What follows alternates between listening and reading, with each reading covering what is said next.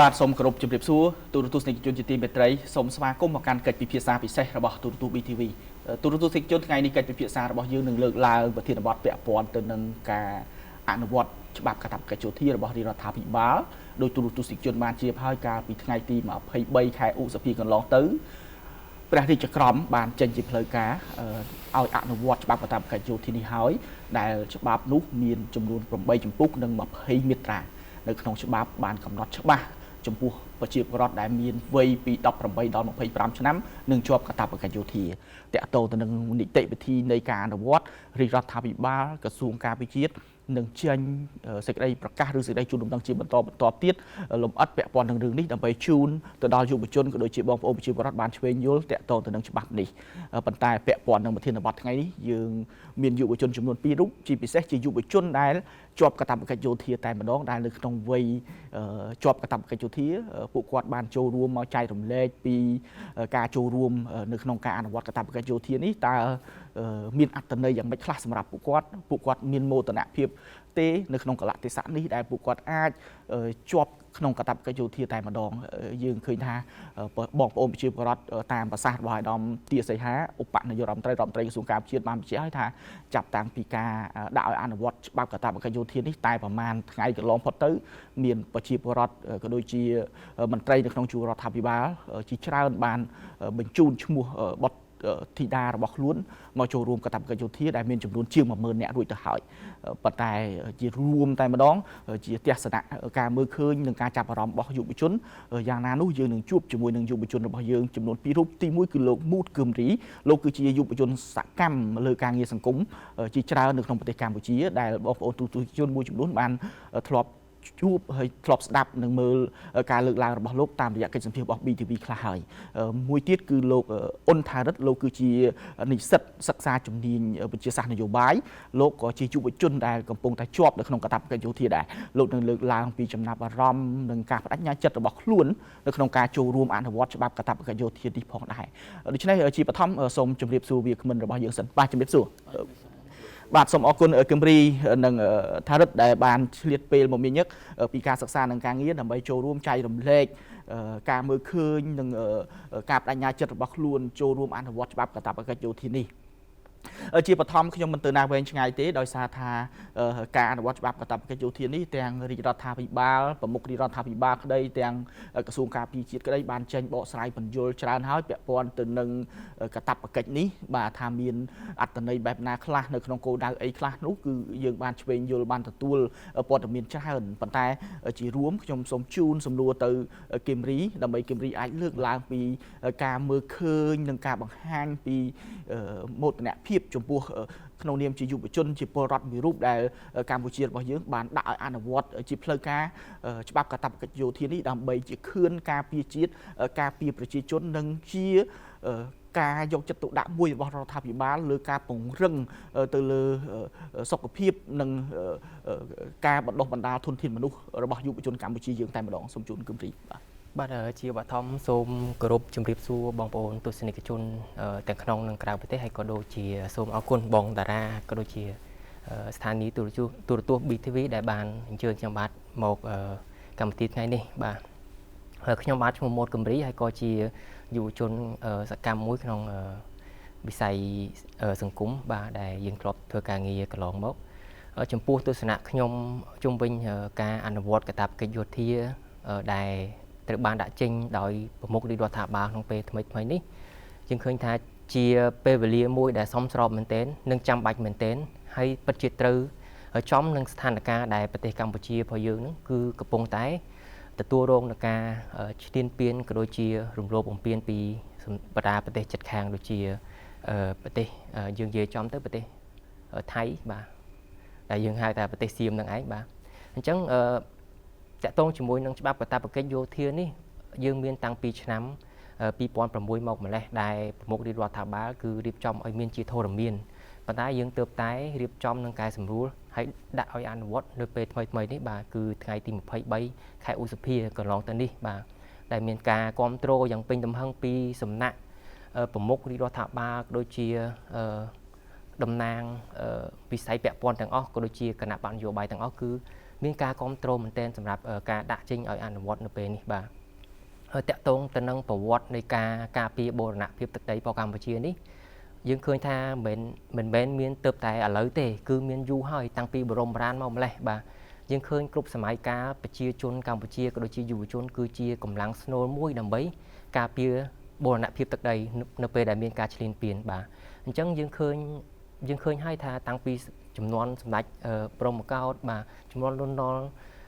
ចំនួនក្រោយៗមួយទៀតដែលយើងមានការជ្រើសរើសទាហានបាទដើម្បីបំពេញអាចថាសាច់តបដើម្បីធ្វើការការពារបូរណភាពទឹកដីរបស់កម្ពុជារបស់យើងខ្ញុំសូមបើកកំពង់កញ្ចក់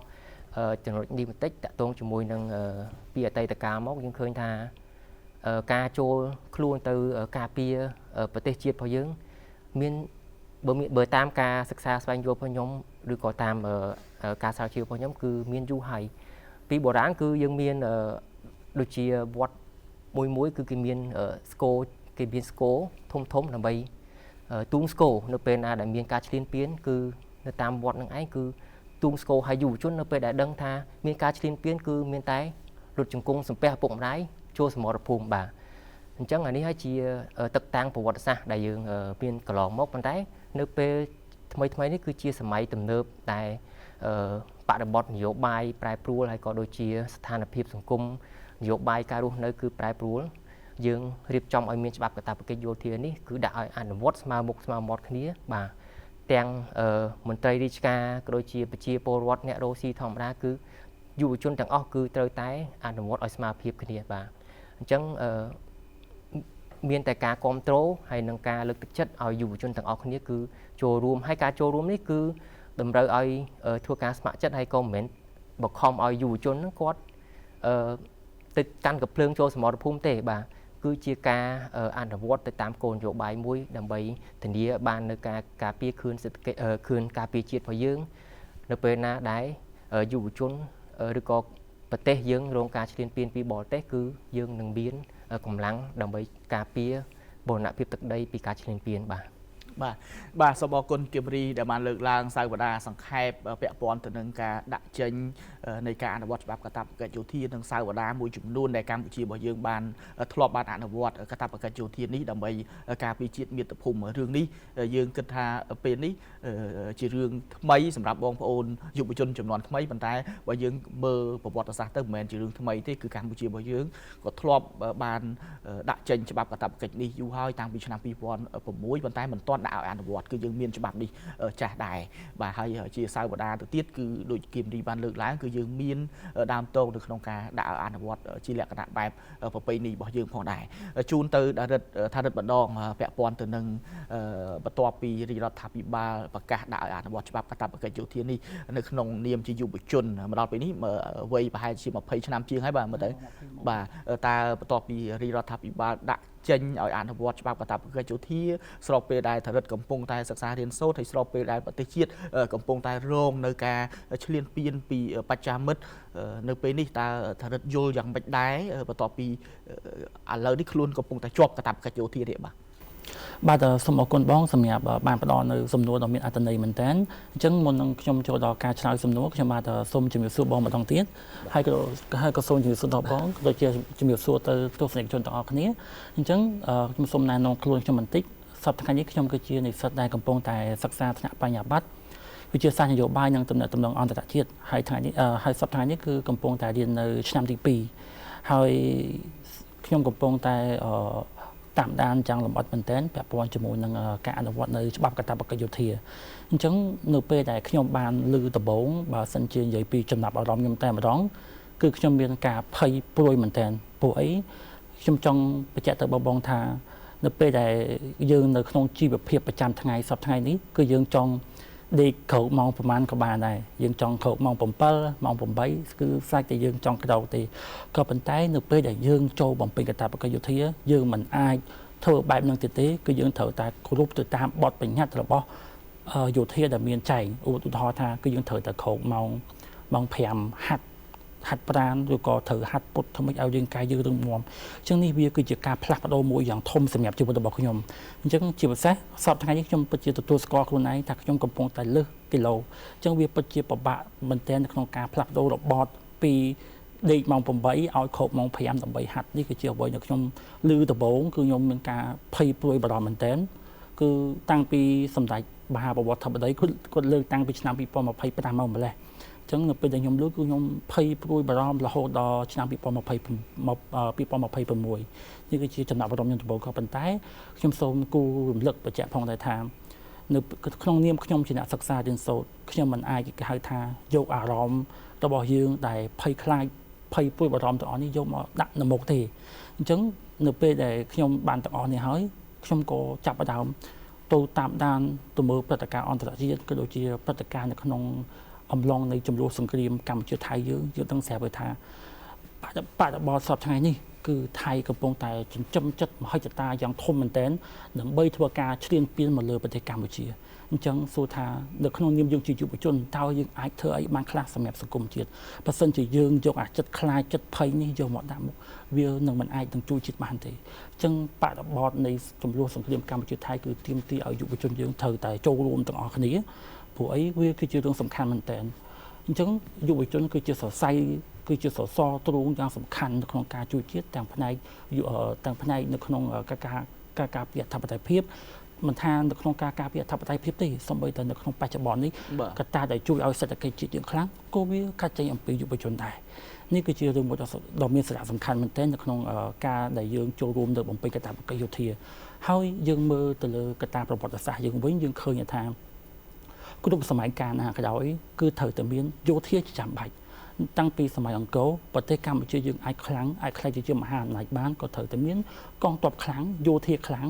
ដែលកាលពីសម័យនោះយើងគឺជាចក្រភពមួយយ៉ាងខ្លាំងក្លាមែនទែនដែលយើងវាយវាទីដណ្ដើមយកទឹកដីពង្រីកទឹកដីយ៉ាងធំខ្លាយជាចក្រភពអង្គរអញ្ចឹងយើងអានេះគឺជាសម័យអតីតកាលដែលយើងធ្លាប់មានការរីកចម្រើនក៏ប៉ុន្តែយើងចាប់ផ្ដើមកលិចមើលបន្តទៀតសូម្បីតែនៅក្នុងសម័យសង្គមរាស្ត្រនិយមក៏ត្រូវតែក៏មានការក៏យោធាគឺជារឿងសំខាន់នៅក្នុងការជួយការពារជាតិការពារអធិបតេយ្យភាពហើយយើងមើលក្នុងសម័យសាធារណរដ្ឋឬក៏សម័យណាក៏ដោយក៏ត្រូវតែយោធានេះគឺជារឿងសំខាន់សួរថាបើយើងគ្រប់គ្នានេះនាំគ្នាខ្លាចតើយើងនាំគ្នាខ្លាចបានប្រយោជន៍អីសួរថាបើសិនជាយើងឧទាហរណ៍ថានៅពេលដែលមានសត្រូវឈ្លានពានយើងនាំគ្នាខ្លាចសួរថាតើយើងអាចមានសល់អីទៀតទេឧទាហរណ៍ថាបើសិនជាថៃចូលឈ្លានពានយើងបាត់បង់ទឹកដីយើងបាត់បង់មនុស្សដែលខ្លួនឯងឆ្លាញ់តើមានន័យអីទៀតអត់បាទអញ្ចឹងថាបើបដិញ្ញាចិត្តថានឹងចូលរួមខ្ញុំពិតណាខ្ញុំនឹងអាចចូលរួមដើម្បីជួយចូលរួមនៅក្នុងការបំពេញកាតព្វកិច្ចយោធាដើម្បីជួយចូលរួមការពារជាតិអញ្ចឹងទន្ទឹមនឹងនេះក៏ខ្ញុំមើលឃើញបន្តទៀតដែរនៅក្នុងបរិបទនៅសកលលោកនេះគេហៅថាសន្តិភាពពិភពលោកកំពុងតែបាត់បង់មហាអំណាចរំលោភបំពានលើអ្នកទុនខ្សោយដូចយើងឃើញទាំងអស់គ្នាថាអាមេរិករំលោភបំពានលើអាមេរិករំលោភបំពានលើអ៊ីរ៉ង់សហការគ្នាជាមួយអ៊ីស្រាអែលវាយអ៊ីរ៉ង់អីចឹងទៅហើយអ៊ីស្រាអែលគាត់គឺជាមហាអំណាចមួយអាចថាជាមហាអំណាចតំបន់នៅក្នុងតំបន់មជ្ឈមបូព៌ាគាត់បែរទៅជាវិបាហាទៅលើប្រទេសផ្សេងនេះដែលទាំងអស់គ្នាគឺស្ថិតនៅក្នុងរង្វង់អង្គការសហប្រជាជាតិយើងទៅមើលមហាអំណាចរុស្ស៊ីវិញរំលោភបំពានទៅលើប្រទេសអ៊ុយក្រែនទាំងអស់នេះពិភពលោកកំពុងតែបាត់បង់សណ្ដាប់ធ្នាប់យ៉ាងខ្លាំងមែនទែនគឺដាច់ខាតគឺត្រូវតែមានកាតព្វកិច្ចយោធានៅពេលដែលប្រទេសយើងមានកាតព្វកិច្ចយោធា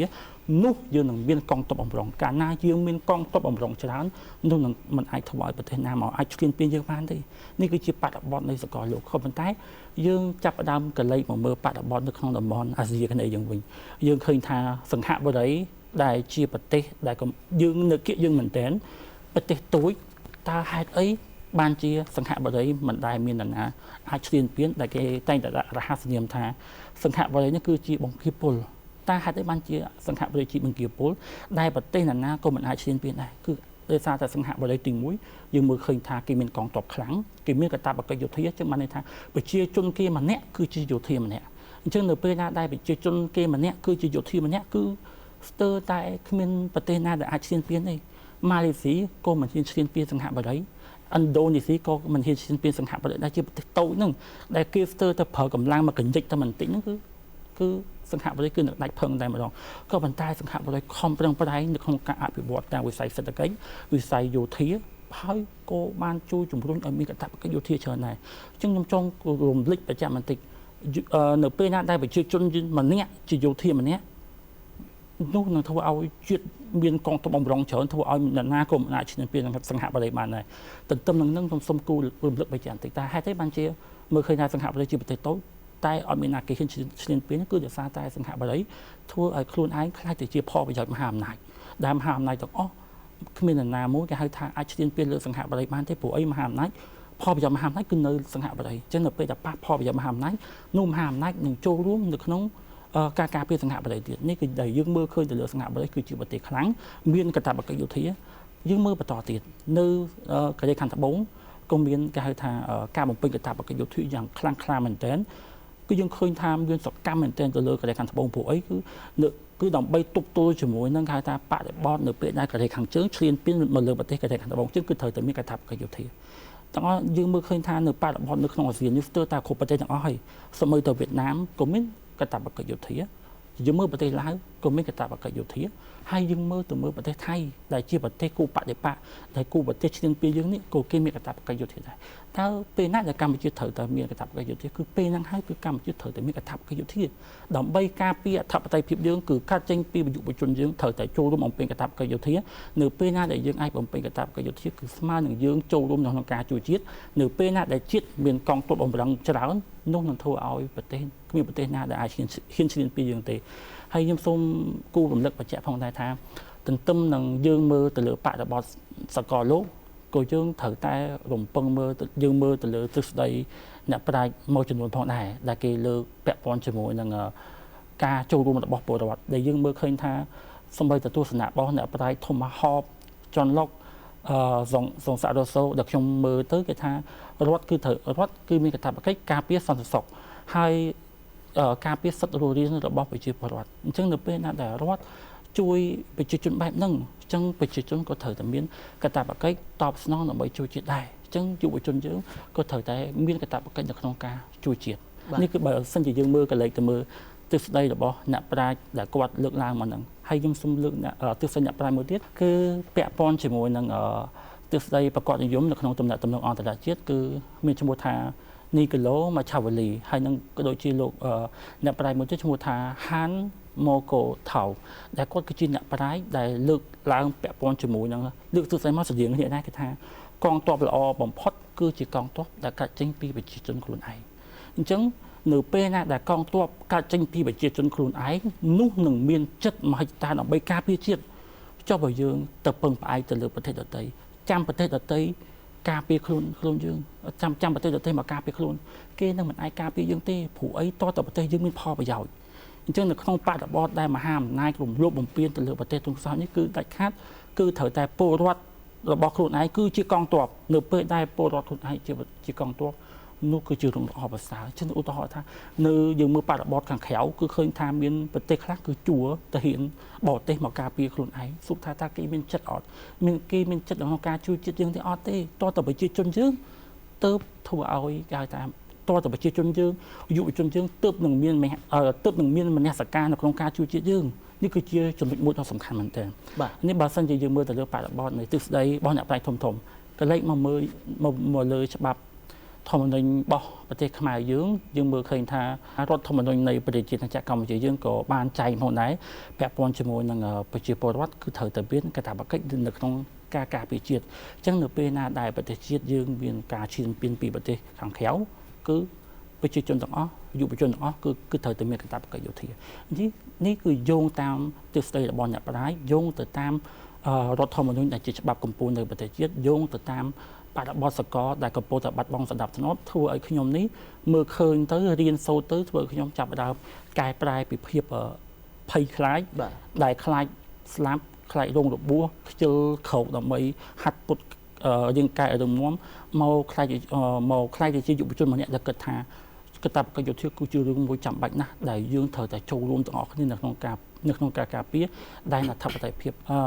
នៅពេលណាដែលយើងមានទឹកដីនោះយើងនឹងមានគ្រួសារចុះបើសិនជាយើងបាត់បង់ទឹកដីយើងនឹងបាត់បង់អ្វីទាំងអស់អញ្ចឹងយុវជនសូមគិតត្រង់កន្លែងហ្នឹង បាទសូមអរគុណថារិទ្ធដែលបានលើកឡើងជាច្រើនពីចំណាប់អារម្មណ៍របស់ខ្លួនហើយនឹងការបដិញ្ញាចិត្តជាពិសេសតាំងតែពីការភ័យខ្លាចរហូតទៅដល់ការបដិញ្ញាចិត្តទាំងអស់នេះគឺជាតថភាពរួមហើយនឹងការចំហរបស់ខ្លួនចំពោះការត្រៀមខ្លួនចូលរួមការពារជាតិនិងបូរណភាពទឹកដីដោយសម្ដេចធិបតីនាយករដ្ឋមន្ត្រីបានមានប្រសាសន៍ហើយថាប្រទេសជាតិយើងបើយើងចង់រក្សាសន្តិភាពចង់បានសន្តិភាពតើតើយើងខ្លាំងនេះគឺជាអ្វីដែលពិភពលោកកំពុងតែប្រឈមនាពេលបច្ចុប្បន្នដូច្នេះហើយដើម្បីយើងខ្លាំងគឺទាល់តែប្រជាពលរដ្ឋយើងខ្លាំងសេដ្ឋកិច្ចយើងខ្លាំងសូមជូនទៅគឹមរីបន្ថែមពាក់ព័ន្ធនឹងចំណុចហ្នឹងគឹមរីមើលឃើញថាមកដល់ពេលនេះការដាក់ចេញច្បាប់កាតព្វកិច្ចយោធាដោយគឹមរីបានលើកឡើងមុននឹងហើយថាមានការគ្រប់គ្រងយ៉ាងផុសផុលពីបណ្ដាគណៈបកនយោបាយពីបងប្អូនប្រជាពលរដ្ឋអីជាដើមប៉ុន្តែគឹមរីមើលឃើញថាតាមរយៈការដាក់ចេញនៃការអនុវត្តច្បាប់កាតព្វកិច្ចយោធានេះវាបានផ្ដល់ផលរឹងមាំយូរអង្វែងសម្រាប់កម្ពុជាទៅមុខទៀតយ៉ាងណាខ្លះហើយតោងឲ្យមានការ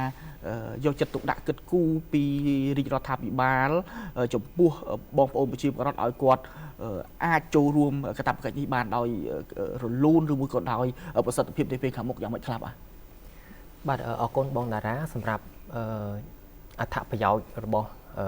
ការដាក់ចេញនៅការអនុវត្តច្បាប់កាតព្វកិច្ចយោធានេះយើងឃើញថាវាចំពេលវេលាមួយដែលប្រទេសរបស់យើងគឺស្ថិតនៅក្នុងការឈ្លានពានពីសំណាក់ប្រទេសថៃនេះជារឿងទី1ប៉ុន្តែយើងក៏លេចទៅមើលបរិបទនយោបាយសកលលោកកម្ពុជារបស់យើងក៏ត្រូវត្រៀមខ្លួនបាទដើម្បីឆ្លើយនៅការបម្រែបម្រួលនៅភូមិសាស្ត្រនយោបាយបាទជាពិសេសគឺតំបន់អាស៊ីប៉ាស៊ីហ្វិកនេះគឺមានន័យថានយោបាយនៅក្នុងតំបន់របស់យើងនេះគឺកំពុងតែមានការប្រែប្រួលហើយមិនមានភាពប្រកបប្រជាអញ្ចឹងហើយតម្រូវឲ្យកម្ពុជាត្រូវតែធ្វើយ៉ាងណាដើម្បីពង្រឹងខ្លួនវិស័យការពារជាតិហើយពង្រឹងខ្លួនឯងដើម្បីធ្វើយ៉ាងណាការពារនៅពេលដែលមានការឈ្លានពានពីបណ្ដាប្រទេសនានាបាទអញ្ចឹងខ្ញុំយល់ឃើញថាចំណុចនេះក៏ជាចំណុចសំខាន់មួយដែរហើយតកតងទៅនឹងអត្ថប្រយោជន៍ដែលយុវជនទទួលបាននេះនៅក្នុងបច្ចុប្បន្ននេះយើងឃើញហើយថាវិស័យការពារជាតិក៏ជាវិស័យយោធានេះគឺមានការរីកចម្រើនខ្លាំងបាទអញ្ចឹងនៅពេលដែលច្បាប់កាតព្វកិច្ចយោធាដែលត្រូវបានដាក់ឲ្យអនុវត្តដោយរដ្ឋាភិបាលក៏ជាផ្នែកមួយនៃការពង្រឹងឬក៏ការធ្វើទំនើបកម្មផ្នែកយោធាដែរបាទយើងឃើញហើយថាក្នុងសមត្ថភាពយោធាបច្ចុប្បន្ននៅក្នុងប្រទេសកម្ពុជារបស់យើងគឺនៅមានកម្រិតបាទហើយតាក់ទងជាមួយនឹងកងទ័ពដែលមានវ័យចាស់ដែលគាត់ពុំសូវមានគេហៅថាជំនាញនៅក្នុងវិស័យបច្ចេកវិទ្យាក៏គាត់មានច្រើនដែរអញ្ចឹងនៅពេលដែលប្រទេសរបស់យើងមានច្បាប់កាតព្វកិច្ចយោធាបងប្អូនដែលមានអាយុដល់វ័យដែលគាត់អាចចាប់បាននៅក្នុងការរៀនបច្ចេកវិទ្យាថ្មីៗការធ្វើទំនើបកម្មផ្សេងៗគឺមានភាពងាយស្រួលមែនទែនក្នុងការរៀនសូត្រប្រកបអញ្ចឹងអានេះក៏ជាផ្នែកមួយដែរលើកកម្ពស់ការយល់ដឹងប្រឹងសមត្ថភាពផ្នែកជំនាញយោធានេះឯងបាទហើយខ្ញុំសូមបញ្ជាក់ថាជំនាញយោធានេះមិនមែនមានតែបាញ់កាភ្លើងតែមួយមុខទេបាទមានទាំង IT មានទាំងការប្រើប្រាស់ drone មានទាំងការប្រើប្រាស់ប្រព័ន្ធ AI បាទបញ្ញាសិប្បនិម្មិតអញ្ចឹងតម្រូវឲ្យយោធារបស់យើងគឺត្រូវតែមានធនធានមនុស្សដែលរឹងមាំមានខួរក្បាលឆ្លាតវៃមានបញ្ញាមានស្មារតីនិងមានភាពរឹងមាំបាទសុខភាពរឹងមាំបាទអញ្ចឹងហើយតម្រូវឲ្យយុវជនរបស់យើងដែលគាត់មានអាយុចាប់ពី18ដល់25ឆ្នាំហ្នឹងគាត់អាចប្រឹងសមត្ថភាពបាទនៅក្នុងការចូលរួមនៅក្នុងការបំពេញកាតព្វកិច្ចយោធានេះបាទហើយកន្លែងនឹងដែរខ្ញុំសូមបញ្ជាក់បើវងចោតតិចប្រមុខរាជរដ្ឋាភិបាលក៏ដូចជាថ្នាក់ដឹកនាំបានបញ្ជាក់ឲ្យថាដំណាក់កាលទី1ក្នុងឆ្នាំ2026នេះយើងនឹងមានយុវជនប្រមាណជា 1.5% ទៅ 2% បាទនៃយុវជនសរុបរបស់កម្ពុជារបស់យើងអញ្ចឹងបើយើងគិតពីតួលេខសរុបប្រហែលជាបាន 33,000 នាក់ដែរបាទក្នុងការចូលរួមបើសិនជាយើងគិតតែ 1.5% បាទអញ្ចឹងយុវជនទាំងអស់នេះបើសិនជាគាត់បានចូលរួមបំពេញកាតព្វកិច្ចយោធារយៈពេល24ខែបាទឬក៏2ឆ្នាំនោះគាត់នឹងមានសមត្ថភាពបាទទាំងជំនាញបច្ចេកទេសហើយគាត់អាចយកអាជំនាញទាំងអស់ហ្នឹងយកមកបំពេញ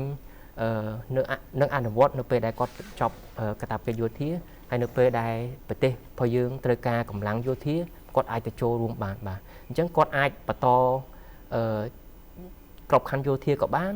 បាទគាត់អាចសុំលាលែងទៅតាមតម្រូវការជាក់ស្ដែងក៏បានដែរហើយបើសិនជាក្រសួងការពារជាតិតម្រូវឲ្យគាត់ត្រូវមានបំពេញកាតព្វកិច្ចបន្តទៀតហ្នឹងវាជាការបំពេញកាតព្វកិច្ចជាក់ស្ដែងបាទអញ្ចឹងខ្ញុំមើលឃើញថាជំនួយមួយទៀតបាទក៏ជាការឆ្លើយតបទៅនឹងគ្រោះមហន្តរាយដែរបាទអត្ថប្រយោជន៍សម្រាប់ការអនុវត្តកាតព្វកិច្ចយោធាយើងដឹងហើយថាយោធានៅពេលដែលគាត់ចូលទៅវឹកហាត់នៅប្រទាយបាទគឺគាត់នឹងមានពិន័យល្អមានភាពរឹងមាំហើយអាចដោះស្រាយបញ្ហាបានភ្លាមបាទអញ្ចឹងនៅពេលដែលយើងមានសង្គ្រាមយើងត្រូវការកម្លាំងយោធាទៅដោះស្រាយបញ្ហានៅតាមព្រំដែនបាទទៅចូលប្រយុទ្ធនៅក្នុងសមរភូមិប៉ុន្តែនៅពេលដែលប្រទេសរបស់យើងអត់មានសង្គ្រាមប៉ុន្តែ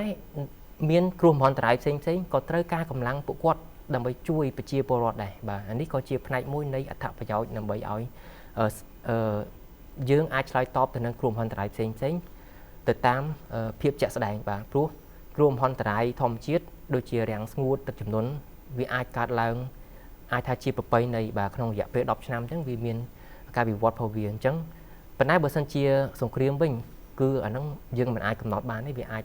យូរឆ្នាំឬក៏វាអាចកើតមានភ្លាមទៅតាមការប្រែប្រួលនៃនយោបាយក្នុងតំបន់ឬក៏ការឈ្លានពានពីប្រទេសជិតខាងបាទនេះជាអ្វីដែលយើងមើលឃើញអញ្ចឹងការអនុវត្តកាតព្វកិច្ចយោធានេះខ្ញុំគិតថាមានសារៈសំខាន់មែនទែនដែលកម្ពុជាយើងមិនត្រូវបដែតបដោយទេហើយយុវជនរបស់យើងត្រូវតែចូលរួមអនុវត្តដោយតម្លាភាពចំណុចមួយទៀតខ្ញុំសូមលើកឡើងថាការអនុវត្តកាតព្វកិច្ចយោធានេះក៏ជាផ្នែកមួយនៃការរក្សាគម្លាតឋានៈនៅក្នុងសង្គមដែរបាទមិនថាកូនអ្នកមានកូនអ្នកក្រកូនអ្នកនយោបាយឬកូនមន្ត្រីរាជការកូនអ្នករស់ស៊ីទេគឺត្រូវតែចូលរួមស្មារតីគ្នាក្នុងនាមជាយោធាដែលត្រូវបំពេញកាតព្វកិច្ចអញ្ចឹងរូបភាពនេះហើយគឺជាការកសាងនៅស្មារតីស្នេហាជាតិសាមគ្គីភាពជាតិបាទអត់មានអ្នកណាថាអាចគេចពីការអនុវត្តកាតព្វកិច្ចយោធានេះបានទេបាទយើងចូលប្រទាយវឹកហាត់ដូចគ្នាញ៉ាំអាហារដូចគ្នាធ្វើការកម្លាំងបញ្ចេញកម្លាំងបញ្ចេញស្មារតីបាទបណ្ដោះស្មារតីដូចគ្នាបាទអញ្ចឹងនេះហើយគឺជាផ្នែកមួយនៃការកសាងសាមគ្គីជាតិនិងការបណ្ដោះស្មារតីស្នេហាជាតិដើម្បីឲ្យយុវជនជំនាន់ក្រោយនេះគាត់មានទាំងធនធានកម្លាំងស្មារតីហើយនិងបញ្ញាបាទខ្លាយទៅជាសសរទ្រូងនៃប្រទេសជាតិបាទហើយក៏ជាខឿនក្នុងការពារជាតិរបស់យើងនៅក្នុងពេលខាងមុខបាទបាទសូមអរគុណគឹមរីដែលបានលើកឡើងពីអត្ថប្រយោជន៍ជាច្រើនជាពិសេសការមើលឃើញរបស់គឹមរីផ្ទាល់ជុំវិញការដាក់ឲ្យអនុវត្តច្បាប់កាតព្វកិច្ចយោធានេះពិតណាស់គឺបានដោយប្រសាសន៍ថ្នាក់ដឹកនាំរបស់យើងតែងតែលើកឡើងជាបន្តហើយការដាក់ឲ្យអនុវត្តច្បាប់កាតព្វកិច្ចយោធានេះមិនមែនកម្ពុជាចង់បង្កសង្គ្រាមជាមួយប្រទេសណាទេប៉ុន្តែគឺជាការអភិវឌ្ឍធំបំផុតនោះគឺធនធានយុវជនធនធានមនុស្សរបស់កម្ពុជាតែម្ដងក្រោយពេលយុវជនរបស់យើងបានហ្វឹកហ្វឺនរយៈពេល24ខែនេះពួកគាត់នឹងខ្លាយទៅជាធនធានដ៏មានសារៈសំខាន់ដ៏សំខាន់ជាធនធានដែលមានសក្តានុពលមែនទែនសុខភាពល្អគឺជារឿងទី1ទី2ពួកគាត់មានវិន័យមានជំនាញបច្ចេកទេសដែលក្រៅពីគាត់អាចអនុវត្តក្នុងកាតព្វកិច្ចយោធាហើយគាត់អាចមកធ្វើការងារនៅក្នុងសង្គមតាមក្រុមហ៊ុនស្ថាប័នឡើងវិញក៏ជាមនុស្សដែលជាធនធានសំខាន់នៅក្នុងសង្គមផងដែរទាំងអស់នេះហើយគឺជាចំណុចស្នូលដែលរដ្ឋាភិបាលបានគិតគូរនិងកំពុងតែដាក់ចេញនូវគោលនយោបាយថវិកាជាតិជាច្រើនដើម្បីធ្វើការអនុវត្តនិងពង្រីកទៅលើប្រសិទ្ធភាពកាតព្វកិច្ចយោធានិងវិស័យយោធារបស់យើងនេះតែម្ដងជូនទៅថារិទ្ធបន្ថែមពាក់ព័ន្ធនឹងចំណុចនឹងដែរនៅក្នុងនាមជាយុវជនមួយរូបខ្ញុំសម័យថាបើសិនជា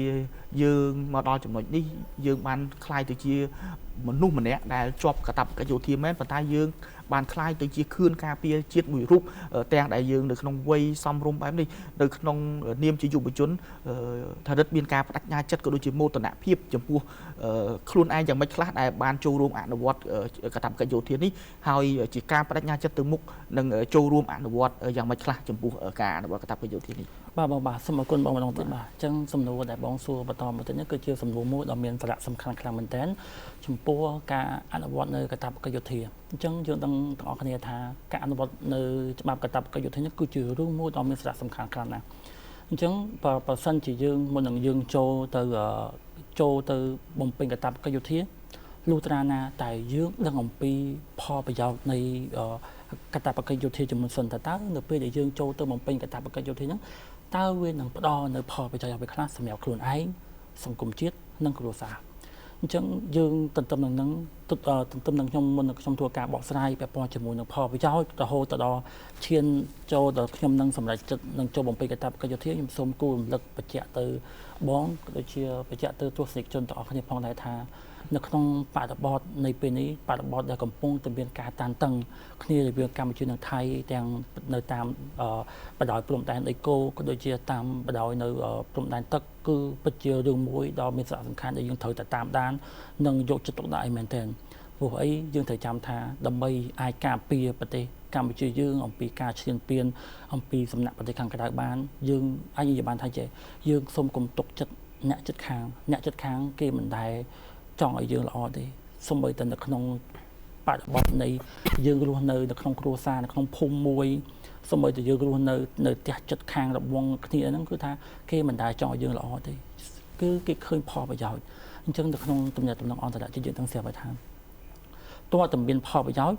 ទើបគេរាប់អានគ្មានមិត្តគ្មានសត្រូវមានតែផលប្រយោជន៍តើតែមានផលប្រយោជន៍ទើបគេរាប់អានអញ្ចឹងសូមគំទុកចិត្តអ្នកចិត្តខាងព្រោះឲ្យអ្នកចិត្តខាងគឺគេមិនដែលចង់ឲ្យយើងល្អទេអញ្ចឹងខ្ញុំមិនលើកថាអ្នកចិត្តខាងមានណាខ្លះទេយើងដឹងទាំងអស់គ្នាហើយគឺយើងត្រូវតែធ្វើម៉េចពង្រឹងនៅដែនអធិបតេយ្យការពារអធិបតេយ្យភាពយើងបានអញ្ចឹងយើងត្រូវចាំយើងដឹងទាំងអស់គ្នាថាយុវជនគឺជាសសរទ្រូងរបស់ប្រទេសជាតិសួរថាបើសិនជាខ្ញុំខ្លាចអ្នកទាំងអស់គ្នាខ្លាចហើយនឹងយុវជនរាប់ម៉ឺនទៀតខ្លាចចុះបើសិនជាគេមកឈ្លានពានយើងនេះសូម្បីតែយើងជាយុវជនយើងមិនស្គាល់ទាំងកំភ្លើងផងហ្នឹងយើងមិនចេះទាំងកាន់អាវុធផងហ្នឹងតើយើងធ្វើម៉េចដើម្បីអាចការពារជាតិយើងបានជាពិសេសគឺការពារខ្លួនឯងការពារមនុស្សដែលខ្លួនឯងស្រឡាញ់និងការពារគ្រួសាររបស់យើងនោះវាគឺជារឿងសំខាន់អញ្ចឹងសួរថាបើសិនជាយើងបាត់បង់ផ្ទះសម្បែងយើងបាត់បង់ទឹកដីសួរថាយើងខ្លាចទៅនឹងការឈឺចាប់ខ្លាចនឹងការខកដីទំក់ខ្លាចទៅនឹងការកាន់កំភ្លើងទៀតអត់ខ្លាចទៅនឹងឈាមទៀតអត់ទេអញ្ចឹងបើសិនគេមកឈានពានយើងហើយគឺយើងត្រូវតែចូលរួមគ្នានៅក្នុងការការពារអញ្ចឹងគឺត្រូវតែចូលរួមនៅបំពេញកាតព្វកិច្ចយោធានេះគឺជាអ្វីដែលខ្ញុំមើលឃើញតើតែយើងបំពេញកាតព្វកិច្ចយោធាយើងអាចការពារទាំងខ្លួនឯងការពារមនុស្សដែលខ្លួនឯងស្រឡាញ់ជាពិសេសនឹងការពារគ្រួសាររបស់យើងអញ្ចឹងបើសិនជាទឹកដីបាត់បង់អ្វីក៏លែងមានទៀតហើយយើងនឹងខ្លាចទៅជាជនជាតិភាគតិចនៅក្នុងទឹកដីរបស់ខ្លួនអញ្ចឹងសូមកុំឲ្យដានប្រវត្តិសាស្ត្ររបស់ចម្ប៉ាខ្លាចទៅជាសម្ោអន្តោតាមប្រាំងរបស់យើងអញ្ចឹងយុវជនទាំងអស់ត្រូវតែមានមនសិការជាតិកុំគិតតែសបាយគិតតែចូលមើលកុនគិតតែនាំសង្សារដើរលេងកុំគិតតែរឿងដែលអត់ប្រយោជន៍ពេលនេះគឺពេលដែលយើងត្រូវតែតាមដាននៅភូមិសាស្ត្រនយោបាយភូមិសាស្ត្រពាក់ព័ន្ធជាមួយនឹងចំនួននៅតាមព្រំដែនបើមិនជាយើងគិតតែសបាយគិតតែពីដៅរំឈៀងចូលក្លឹបសួរថាគេមកឈានពានយើងនេះយើងកុំគិតថាគេភ្លេចខ្លួនគេរាល់ថ្ងៃនេះគឺគេកំពុងតែប្រឹងអភិវឌ្ឍខ្លួនស្ទើរគ្រប់វិស័យដើម្បីអីដើម្បីយកទឹកដីដែលគេបាត់បង់គឺចិញ្ចឹមចិត្តថាទឹកដីខ្មែរទាំងអស់ដែលយើងមានសពថ្ងៃនេះគឺជាផ្នែកមួយរបស់ប្រទេសគេអញ្ចឹងយើងអត់អាចភ្លេចខ្លួនបានទេយុវជនទាំងអស់ត្រូវតែមកពិនិត្យមើលយកមកសិក្សាស្វែងយល់មើលអំពីផលប្រយោជន៍នៃកាតព្វកិច្ចយោធាហើយនឹងត្រូវចូលរួមបំពេញកាតព្វកិច្ចយោធាអញ្ចឹងនេះគឺជាអ្វីដែលខ្ញុំគូរំលឹកពីខាងដើមអញ្ចឹងប៉ុន្តែខ្ញុំនឹង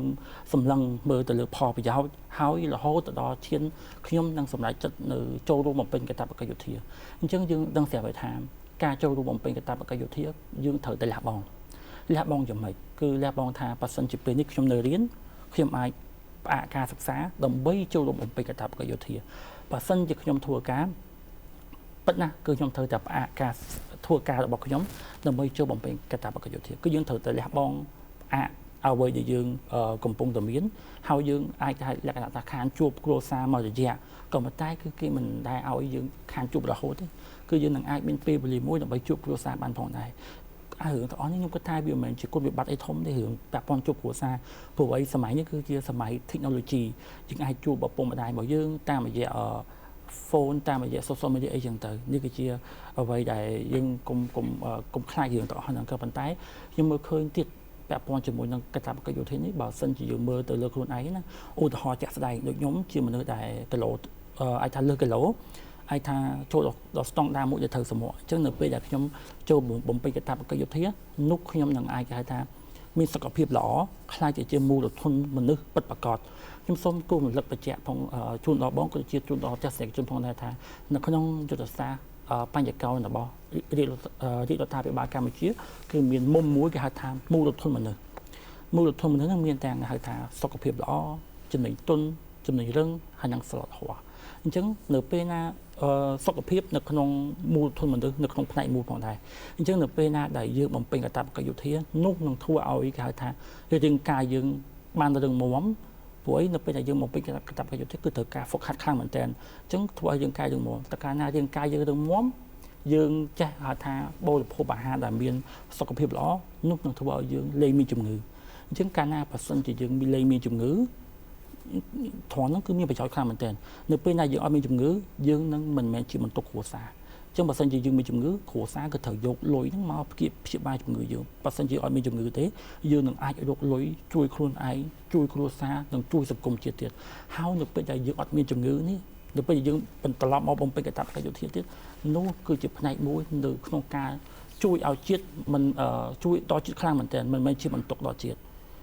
ត្រូវចាំថានៅពេលណាដែលយើងមានជំងឺនោះនឹងជាបន្ទុកដល់ជាតិគឺលក្ខណៈថាជាតិនឹងបាត់បង់នៅកម្លាំងពលកម្មមួយអញ្ចឹងខ្ញុំគិតថាការដែលយើងបំពេញកាតព្វកិច្ចយោធាវាស្ថិតចូលនៅក្នុងហៅថាយុទ្ធសាស្ត្របញ្ញកោរបស់រាជរដ្ឋាភិបាលហើយទៅទំនឹងយើងមើលឃើញតទៀតយើងទៅបំពេញកាតព្វកិច្ចយោធានេះមិនមែនត្រឹមតែរៀនមិនមែនត្រឹមតែសុខភាពល្អទេគឺយើងមានចំណេញទុនចំណេញរឿងនៅក្នុងនឹងដែរអញ្ចឹងខ្ញុំគិតថាខ្ញុំមិនបានអានឯកសារស៊ីជម្រៅឬក៏មិនទាន់បានទៅបំពេញកាតព្វកិច្ចយោធាទេក៏ប៉ុន្តែខ្ញុំមើលឃើញតាមរយៈនៅប្រទេសផ្សេងព្រោះយើងឃើញថានៅពេលដែលយើងចូលបំពេញកាតព្វកិច្ចយោធាយើងមិនមែនត្រឹមតែរៀនកាន់កំភ្លើងកាន់អាវុធទេគឺយើងអាចរៀននៅជំនាញបានច្រើនទៀតទាំងជំនាញទុននិងជំនាញរឿងអញ្ចឹងបន្ទាប់ពីយើងបញ្ចប់នឹងហើយអាជំនាញទាំងអស់ហ្នឹងពិតជាបានផ្ដល់នៅប្រយោជន៍ច្រើនមែនទែនជូនទៅដល់សង្គមជាតិជូនដល់ខ្លួនឯងហើយយើងនឹងអីដែលយើងរៀនពីកាតព្វកិច្ចយោធានឹងអាចថាជាផ្ដល់នឹងអត្ថប្រយោជន៍ក្នុងការរកថវិកាសម្រាប់ជួយខ្លួនឯងនិងគ្រួសារទៀតហើយទៅនឹងនៅក្នុងមូលធនមនុស្សហ្នឹងមានមុំមួយទៀតគេហៅថាសិលធម៌អញ្ចឹងឧទាហរណ៍ខ្ញុំជាក់ស្ដែងខ្ញុំលើកជូនទៅដល់បងប្អូនថាខ្ញុំជាមនុស្សដែលក្រោកម៉ោង8ឬក៏អត់ដែលក្រោក2ព្រលឹមទេអញ្ចឹងនៅពេលដែលខ្ញុំចូលបំពេញកាតព្វកិច្ចយោធាអាចរិតដែលខ្ញុំកំពុងតែមានហ្នឹងវានឹងកែប្រែអូតូមកទៅជាមនុស្សម្នាក់ដែលក្រោកម៉ោង5ហាត់ប្រាណឧទាហរណ៍ថាខ្ញុំចូលបំពេញកាតព្វកិច្ចយោធាគឺដាច់ខាតត្រូវតែម៉ោង4ម៉ោង5នេះគឺយើងត្រូវតែងើបឡើងដើម្បីហាត់ប្រាណដើម្បីឲ្យរាងកាយយើងរឹងមាំអញ្ចឹងនៅពេលដែលយើងបញ្ចប់កាតព្វកិច្ចយោធាវិន័យដែលយើងរៀនអំពីកងទ័ពហ្នឹងគឺវានៅតែតាមដានខ្លួនយើងរហូតតទៅអីចឹងទៅអញ្ចឹងកាតព្វកិច្ចយោធាពិតជាបាននៅផ្ដល់អត្ថប្រយោជន៍ច្រើនខ្លាំងមែនទែនហើយខ្ញុំមើលឃើញតទៅទៀតថាចំពោះស្មារតីស៊ូទ្រាំក៏វាជារឿងមួយល្អប្រសើរព្រោះយើងឃើញថានៅពេលដែលយើងចូលបំពេញកាតព្វកិច្ចយោធាគឺការស៊ូទ្រាំរបស់យើងគឺនឹងមានភាពល្អប្រសើរជាងមុនធ្វើឲ្យយើងចេះស៊ូទ្រាំនឹងការទុកលំបាកយើងឃើញថាយើងឃើញទាំងអស់គ្នាតាមរយៈការយើងមើលវីដេអូតាម Facebook តាម YouTube យើងឃើញថាយោធនអាជីពគេហាត់លំបាកមែនទែនហាត់ទាំងការទម្លាក់ខ្លួនពីអធម្មភិកចៈតាមរយៈការត្រូវលូនទៅបលាផុកនេះគឺជារឿងមួយដែលយើងបើសិនជាយើងអាចស៊ូទ្រាំនឹងការលំបាកបែបហ្នឹងបានណាគឺពិតជាល្អប្រសើរមែនទែនដើម្បីនៅពេលដែលប្រទេសជាតិយើងមានទទួលការឈានពានជាតិត្រូវការយើងអាចចូលរួមនៅក្នុងការបំពេញនៅរឿងទាំងអស់ហ្នឹងបានហើយជាពិសេសទៅទៀតនោះគឺខ្ញុំមើលឃើញល្អច្រើនមែនទែនការធ្វើការងារជាក្រុមអញ្ចឹងការដែលយើងឃើញថាការធ្វើការងារជាក្រុមនោះគឺជារឿងមួយល្អមែនទែនយើងនឹងស្រាប់ថានៅពេលដែលយើងចូលបំពេញកាតព្វកិច្ចយោធាយើងមិនមែនមានត្រឹមតែអ្នកកំពុងចាមទេឬក៏អ្នកកំពុងស្បើយទេគឺមានស្ទើរតែបណ្ដាប្រជាជនគ្រប់ខេត្តទាំងអស់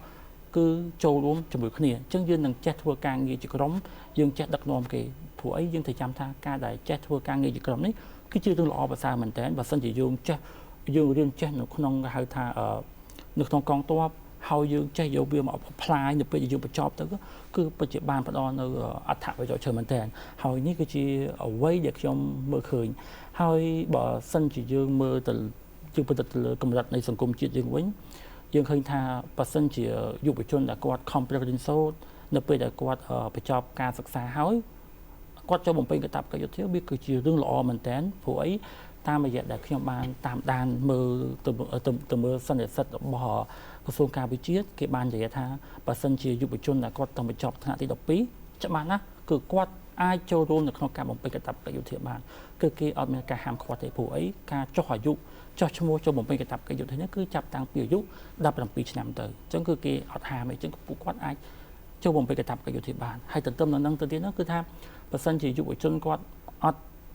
គាត់ឡើងថាគាត់អត់ចង់ចូលពេលហ្នឹងទេគឺក្រសួងគឺគេមានការអនុញ្ញាតឲ្យការពជាពេលមួយឆ្នាំម្ដងរយៈពេល4ដងនេះគឺជារឿងមួយល្អប្រសើរមែនទែន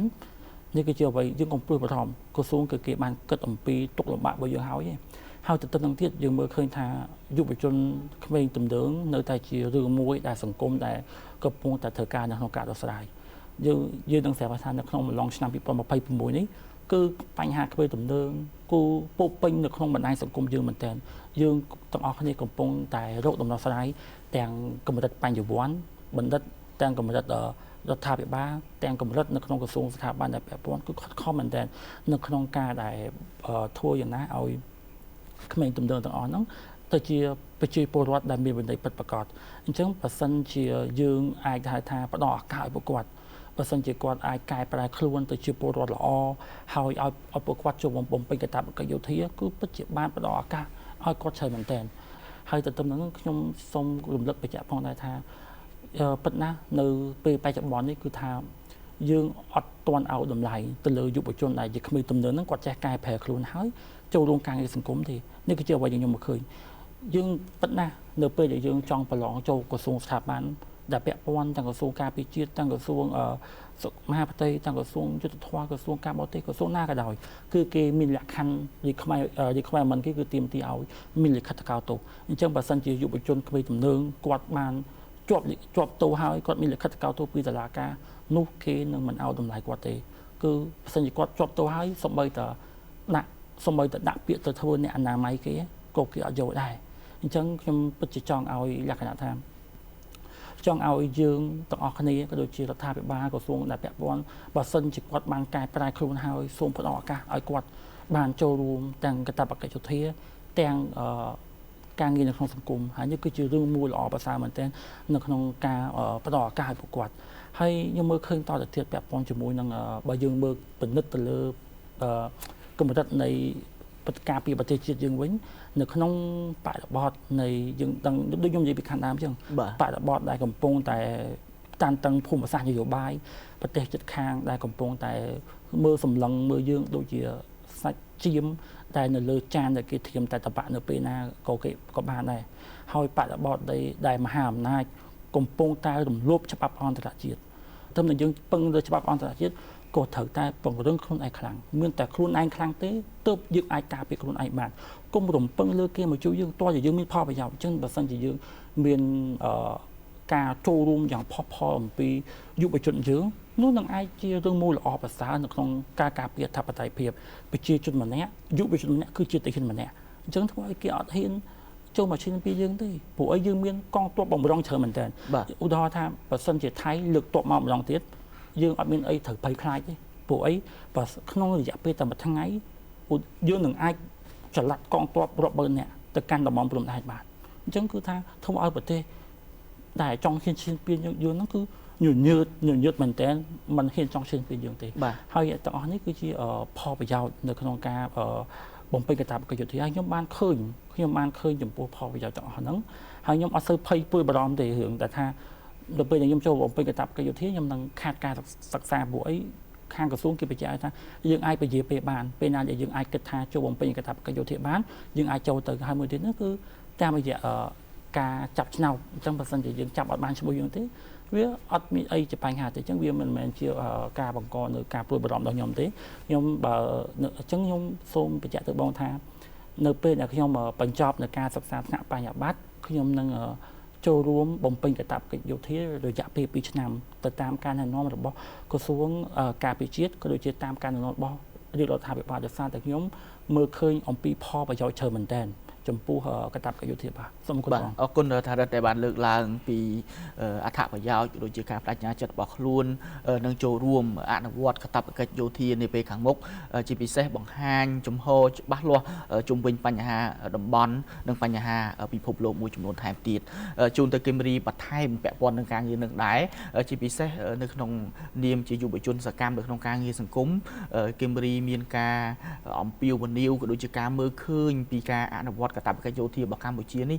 ទៅថ្ងៃអនាគតនៅពេលក្រោយពេលដែលយើងដាក់ឲ្យអនុវត្តកាតព្វកិច្ចយោធាពីឆ្នាំ2026នេះយើងមើលឃើញទៅមុខទៀតយើងឃើញថាប្រទេសយើងរយៈពេល 4-5 ឆ្នាំខាងមុខទៀតឬ10ឆ្នាំខាងមុខទៀតយុវជនយើងចំនួនក្រោយមកយើងនឹងមានយុវជនដែលមានកម្លាំងមាំមួនដែលមានជំនាញនៅក្នុងការការពារជាតិនៅក្នុងនាមគំរីជាយុវជនដូចគ្នាតើមើលឃើញយ៉ាងម៉េចខ្លះហើយបង្ហាញពីចំហមោទនភាពជាតិចំពោះការដាក់ចេញទៅកាតព្វកិច្ចយោធានេះយ៉ាងម៉េចខ្លះហើយមានការអំពាវនាវទៅដល់បងប្អូនប្រជាពលរដ្ឋយុវជនឲ្យចូលរួមអនុវត្តនៅកាតព្វកិច្ចយោធានេះយ៉ាងណាបន្តទៀតជាពិសេសអ្នកអាណាព្យាបាលមានដាបិតាលើកទឹកចិត្តកូនចៅរបស់ខ្លួនបញ្យល់ទៅដល់បុត្រធីតារបស់ខ្លួនឲ្យយល់ពីការអនុវត្តកាតព្វកិច្ចយោធានេះហើយយុវជនខ្លួនឯងហ្នឹងគឺបន្តចូលរួមហើយឆ្វេងយល់ពីការអនុវត្តកាតព្វកិច្ចយោធានេះថែមទៀតបាទ បាទអរគុណបងតារាសម្រាប់សំណួរនេះពិតជាល្អមែនទែនសម្រាប់យើងយកមកផ្សព្វផ្សាយអំពីវិនិយោគដល់យុវជនយើងក៏ដូចជាឪពុកម្ដាយឬក៏អាណាព្យាបាលដែលពួកគាត់កំពុងតែបារម្ភបាទតែសម្រាប់ខ្ញុំយល់ថាវាជាឱកាសទៅវិញទេបាទយើងដឹងហើយថាប្រទេសកម្ពុជារបស់យើងវិវត្តមកដល់បច្ចុប្បន្ននេះគឺប្រមុខរដ្ឋាភិបាលរបស់យើងគាត់មានការកាត់គូយ៉ាងល្អិតល្អន់បាទយើងមានច្បាប់ស្ដីពីកាតព្វកិច្ចយោធានេះជាធរមានតាំងពីឆ្នាំ2006មកម្លេះបាទហើយយើងក៏មានគោលនយោបាយយុវជនដែលប្រមុខរដ្ឋាភិបាលហ្នឹងក៏ដាក់ចេញឲ្យប្រើប្រាស់តាំងពីឆ្នាំ2011បាទតាមអ្វីដែលយើងទួបានហ្នឹងគឺក្នុងគោលនយោបាយយុវជនហ្នឹងក៏មាននិយាយអំពីការលើកកម្ពស់ការចូលរួមរបស់យុវជនការផ្ដល់ជាការលើកទឹកចិត្តផ្សេងៗឲ្យយុវជនហ្នឹងចូលរួមក្នុងសកម្មភាពសង្គមបាទចូលរួមក្នុងការការពារផលប្រយោជន៍ជាតិផ្សេងបាទលើកកម្ពស់ស្មារតីស្នេហាជាតិបាទប៉ុន្តែមកដល់បច្ចុប្បន្ននេះនៅពេលដែលប្រទេសកម្ពុជារបស់យើងទទួលរងនឹងការឈ្លានពានពីប្រទេសថៃកម្ពុជាយើងបានដាក់ចេញនឹងអនុវត្តភ្លាមបាទខ្ញុំអាចនិយាយបានថាភ្លាមទោះជាមិនទាន់បានយុវជនចូលជំរុំចូលសាលាហ្វឹកហ្វឺនមែនប៉ុន្តែតាមបណ្ដាក្រសួងអង្គភាពភូមិភាគមួយគឺគាត់បានរៀបចំហើយបាទត្រៀមខ្លួនទាំងអស់បាទតាំងពីថ្នាក់ជាតិរហូតដល់ថ្នាក់ភូមិភាគបាទដែលបច្ចុប្បន្ននេះយើងទទួលបានព័ត៌មានថាមានយុវជនជាង 10000 នាក់ឯណោះបាទដែលស្ម័គ្រចិត្តចូលបម្រើនៅក្នុងវិស័យការពារជាតិដែលបំពេញនៅកាតព្វកិច្ចយោធានេះបាទសម្រាប់យុវជនខ្ញុំជឿថាសូមអំពាវនាវឲ្យពួកគាត់ត្រៀមខ្លួនក្នុងការការពារបូរណភាពទឹកដីរបស់យើងបាទជាអាចថាជាលក្ខណៈរូបវន្តបាទសន្តិសុខរូបវន្តបាទយើងដឹងហើយថាប្រទេសជាតិរបស់យើងកើតប្រទេសជាតិមួយកើតឡើងដោយសារតែមានទឹកដីមានប្រជាពលរដ្ឋចុះបើយើងបាត់បង់ទឹកដីបាទយើងអាចមានជាតិមួយបាននេះអត់មានទេបាទនេះជាធាតុផ្សំមួយដែលសំខាន់ដូចវាគ្មិនយើងលើកឡើងអញ្ចឹងទឹកដីនេះគឺសំខាន់ណាស់បាទត្រឹម1ម៉ែត្រត្រឹម1មីលីម៉ែត្រក៏ថាដឹកនាំយើងបារម្ភដែរយកចិត្តទុកដាក់ដែរបាទមិនចង់ឲ្យបាត់ទៅលើបរទេសទេបាទយើងការពារអ្វីដែលយើងមានយើងមិនចង់ឲ្យទៅឈ្លានពានពួកគេទេប៉ុន្តែយើងចង់ការពារអ្វីដែលជាមរតកដែលដូនតារបស់យើងបន្សល់ទុកមកពីជំនាន់អាណានិគមបារាំងមកបាទអញ្ចឹងកម្ពុជាគ្មានមហិច្ឆតាទៅឈ្លានពានគេទេអញ្ចឹងយុវជនរបស់យើងក្នុងនាមជាយុវជនជំនាន់ក្រោយយើងត្រូវតែធ្វើម៉េចតាំងចិត្តនៅការពារថែរក្សាមរតកដែលមានបច្ចុប្បន្ននេះឲ្យគង់វង្សបាទអញ្ចឹងមានតែយើងខ្លាំងបាទតើយើងខ្លាំងតើយើងចូលរួមអនុវត្តកាតព្វកិច្ចយោធាបាទទើបយើងមានកម្លាំងដើម្បីជាខឿនក្នុងការការពារបូរណភាពទឹកដីព្រោះយើងនៅពេលដែលមានការឈ្លានពានបាទតកតងចំណុចមួយទៀតខ្ញុំយល់ថាយុវជនបច្ចុប្បន្ននេះគាត់គួរតែចូលរួមគ្នាក្នុងការប្រយុទ្ធប្រឆាំងព័ត៌មានคล้ายៗបាទនៅពេលដែលគេព្យាយាមឈ្លានពានទឹកដីរបស់យើងគេមិនមែនព្យាយាមធ្វើតែកងទ័ពមួយមុខទេបាទគេមិនប្រើយោធាតែមួយមុខទេព័ត៌មានវិទ្យាគឺជាបញ្ហាមួយដែលសំខាន់ដែរបាទដែលគេព្យាយាមបំបែកបំបាក់បង្កើតព័ត៌មានคล้ายបន្លំคล้ายបាទ កំភ្លៃព័ត៌មានធ្វើឲ្យផ្ទៃក្នុងរបស់យើងបែកបាក់ដើម្បីឲ្យគេងាយស្រួលក្នុងការបំបែកនៅកម្លាំងស្នូលដែលជាកម្លាំងយុវជនបាទនៅពេលដែលយើងមានកម្លាំងខ្វែងគំនិតខ្វែងគ្នាច្រើនសង្គមយើងបែកបាក់អញ្ចឹងធ្វើឲ្យប្រទេសខាងក្រៅនឹងគឺមានឱកាសក្នុងការឈ្លានពានបាទនេះហើយគឺជាការចូលរួមមួយរបស់យុវជនគួរតែនាំគ្នាប្រយុទ្ធប្រឆាំងនឹងព័ត៌មានคล้ายៗបាទយើងត្រូវប្រើប្រាស់បញ្ញាដើម្បីបែងចែកថាព័ត៌មានណាត្រឹមត្រូវព័ត៌មានណាដែលคล้ายៗដើម្បីកុំឲ្យជនឆ្លៀតឱកាសមួយចំនួនឬក៏ជនជ្រុលនិយមមួយចំនួនដែលជាជនជាតិខ្មែរដូចគ្នាប៉ុន្តែមានមហិច្ឆតាជ្រុលនិយមបំបែកបំបាក់បាទដែលយើងឃើញហើយសូម្បីតែមានសង្គ្រាម2លើកនេះយើងមានជនជាតិខ្មែរសាច់ឈាមខ្មែរបាននិយាយភាសាខ្មែរដូចគ្នាប៉ុន្តែបែរជាបោះព័ត៌មានទៅឲ្យថៃស្វែងរកទីតាំងមូលដ្ឋានទ័ពខ្មែរគ្នាឯងទៅវិញបាទអានេះគឺជាគោលដៅមួយដែលបរទេសគេចង់បានឲ្យយើងបែកបាក់បាទហើយតាក់ទងជាមួយនឹងការពង្រឹងសាមគ្គីជាតិទៅក្នុងនេះគឺវាមានសារៈសំខាន់មែនទែនក្នុងបរិបទដែរប្រទេសយើងរងការឈ្លានពានពីបរទេសបាទយើងធ្វើយ៉ាងណាគឺត្រូវស្ដាប់ការណែនាំក្របខ័ណ្ឌច្បាប់បាទគោរពនៅច្បាប់អន្តរជាតិបាទបទដ្ឋានគតិយុត្តផ្សេងយើងមិនអាចយកកំផឹងជាតិនិយមរបស់យើងទៅបញ្ឆេះចលនាមហាជនឲ្យធ្វើអ្វីទៅតាមអារម្មណ៍របស់យើងបានទេបាទយើងមានថាយើងត្រូវប្រើបេះដូងដែលក្តៅប៉ុន្តែខួរក្បាលយើងជាខួរក្បាលដែលត្រជាក់ដូចថ្នាក់ដឹកនាំលោកលើកឡើងអញ្ចឹងបាទយើងត្រូវធ្វើការគិតគូរឲ្យបានម៉ត់ចត់នៅក្នុងការសម្រេចចិត្តអ្វីមួយដែលជាគោលនយោបាយមួយដែលរដ្ឋាភិបាលកំពុងតែព្យាយាមអនុវត្តក៏ដូចជាដើរតាមនៅយុទ្ធសាស្ត្រក្នុងការអនុវត្តការទូតបាទយើងប្រើប្រាស់តែគោលការណ៍ច្បាប់អន្តរជាតិហើយនឹងអាចថាកិច្ចព្រមព្រៀងដែលមានបាទជាយន្តការទាំងទ្វេភាគីឬក៏ការទូតផ្សេងគឺយើងអនុវត្តទៅតាមការដោះស្រាយដោយសន្តិវិធីដែលមិនប្រើប្រាស់នៅកម្លាំងយោធាទេបាទនេះជាអ្វីដែលប្រមុខរាជរដ្ឋាភិបាលការពារនឹងជាគោលនយោបាយទាំងថ្នាក់ជាតិក៏ដូចជាថ្នាក់គណៈបកបាទគណៈបកប្រជាជនកម្ពុជាគឺមិនដែលចង់មានថាយកសង្គ្រាមយកមកធ្វើជានយោបាយរបស់គណៈបកទេបាទគឺគណៈបកកម្ពុជាប្រជាជនកម្ពុជាលោកតែងតែផ្សព្វផ្សាយឬក៏ឲ្យតម្លៃទៅលើគោលការណ៍សន្តិភាពបាទទោះជាក្រុមប្រឆាំងមួយចំនួនដែលគេលើកឡើងថាពួកនឹងសន្តិភាពនិយមប៉ុន្តែយើងសុខចិត្តធ្វើជាមនុស្សដែលសន្តិភាពនិយមយើងអត់ចង់ឈ្លានពានគេហើយក៏យើងអត់ចង់បានសង្គ្រាមនឹងមកធ្វើជានយោបាយដែរព្រោះនេះអ្នកដឹកនាំគាត់ធ្លាប់ជួបឆ្អែតឆ្អន់ហើយប្រវត្តិសាស្ត្ររបស់យើងមានការបែកបាក់ច្រើនហើយយើងអត់ចង់បាននៅអ្វីដែលជាប្រវត្តិសាស្ត្រដ៏ជូរចត់នឹងមកវិញទេបាទតាក់ទងជាមួយនឹងអត្ថប្រយោជន៍មួយដែលខ្ញុំចង់ផ្ដាំផ្ញើដល់ឪពុកម្ដាយដែលជាឪពុកម្ដាយដែលមានកូនប្រុសស្រីដែលមានអាយុចូលបម្រើនៅក្នុងយោធានេះខ្ញុំជឿជាក់ថាពួកគាត់នឹងជួយនឹងអាចសម្រាលបន្ទុកពួកគាត់តាក់ទងជាមួយនឹងការអប់រំកូនចៅបាទពេលខ្លះឪពុកម្ដាយគាត់អត់មានពេលទៅអប់រំកូនចៅមើលកូនចៅឲ្យបានដិតទេអញ្ចឹងកូនចៅគាត់អាចភ្លឹតភ្លើនអាចទៅប្រព្រឹត្តខ្សែគ្រឿងញៀនបាទលេងល្បែងស៊ីសងនេះវាជាបញ្ហាដែលកំពុងកើតឡើងអញ្ចឹងបើសិនជាមានច្បាប់កាតព្វកិច្ចយោធាកូនចៅគាត់អាចទៅរៀនឬក៏អាចចូលហ្វឹកហ្វឺនជាមួយនឹងមន្ត្រីយោធាហើយគាត់អាចពង្រឹងសមត្ថភាពខ្លួនឯងគាត់អញ្ចឹងឪពុកម្ដាយគាត់អាចសម្រាលបន្ទុកក្នុងការអប់រំកូនចៅបានបាទអញ្ចឹងកូនចៅគាត់នៅពេលដែលចេញមកខ្លាយទៅជាបុគ្គលដែលមានកម្លាំងស្មារតីមានភាពរឹងមាំក្នុងការដោះស្រាយបញ្ហាខ្លួនឯងបានបាទហើយក៏អាចជាមោទនភាពដល់ក្រុមគ្រួសារក៏ដូចជាសាច់ញាតិបងប្អូនបានអញ្ចឹងការចូលរួមក្នុងការអនុវត្ត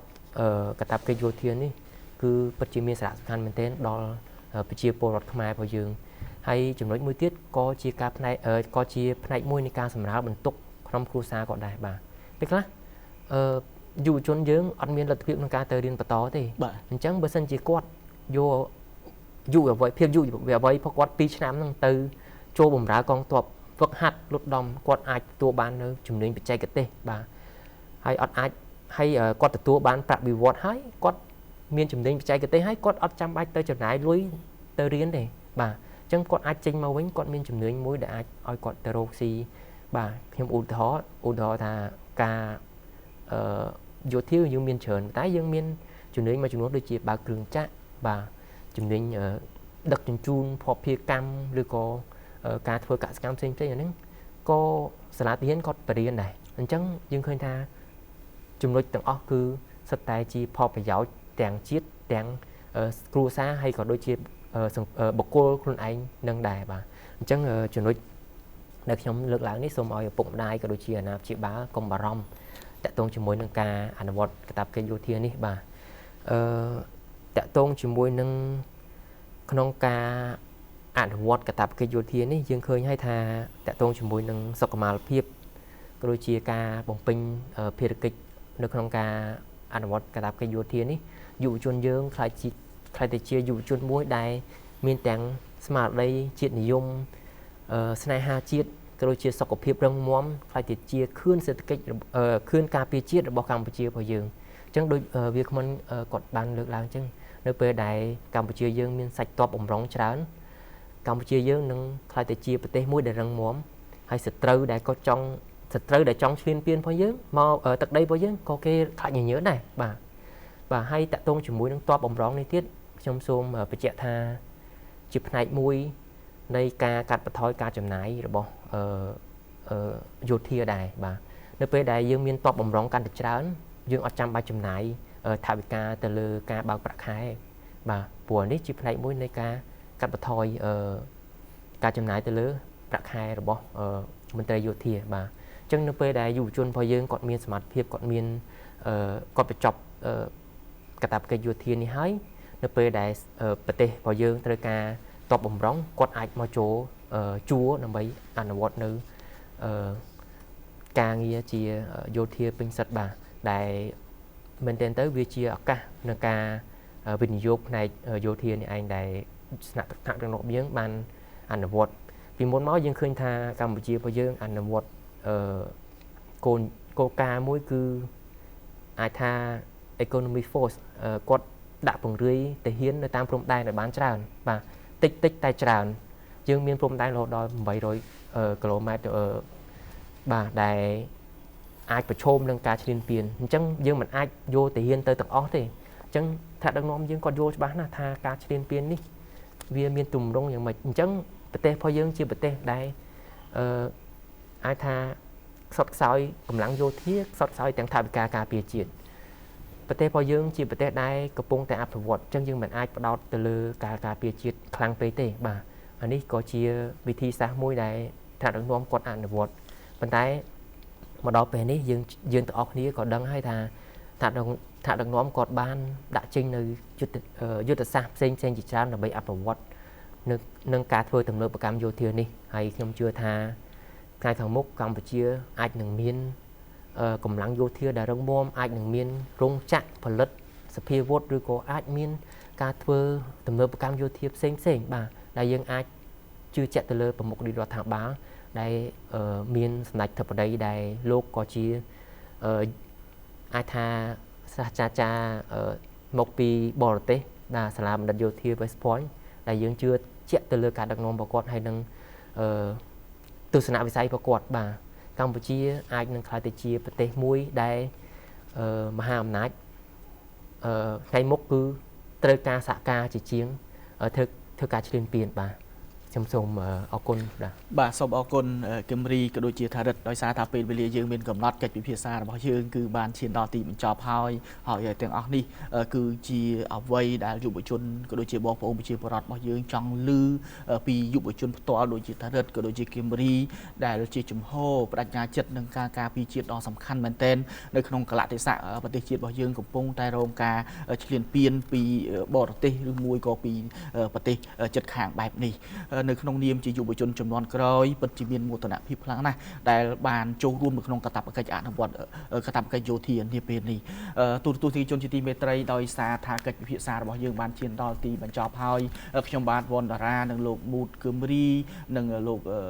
អ៊ុនថារិទ្ធសូមអរគុណទូរទស្សនិកជនដែលតែងតែតាមដានទស្សនាកិច្ចពិភាក្សាពិសេសរបស់ទូរទស្សន៍ BTV ជារៀងរាល់សប្តាហ៍ខ្ញុំបាទទាំង3នាក់សូមអរគុណនិងសូមជម្រាបលាបាទ